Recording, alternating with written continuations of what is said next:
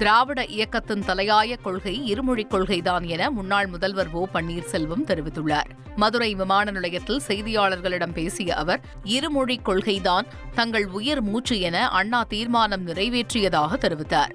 எம்ஜிஆர், ஜெயலலிதா காலத்திலும் இருமொழிக் கொள்கைதான், அதுதான் தங்கள் உயிர் மூச்சு என தமிழக மக்கள் கருதுவதாக ஓ பன்னீர்செல்வம் குறிப்பிட்டார்.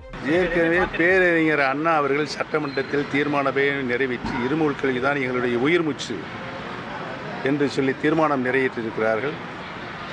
புரட்சித் தலைவர் அவர்கள் காலத்திலும் இருமொழிக் கொள்கைதான் நம்முடைய தலையாய கொள்கையாக இருந்தது.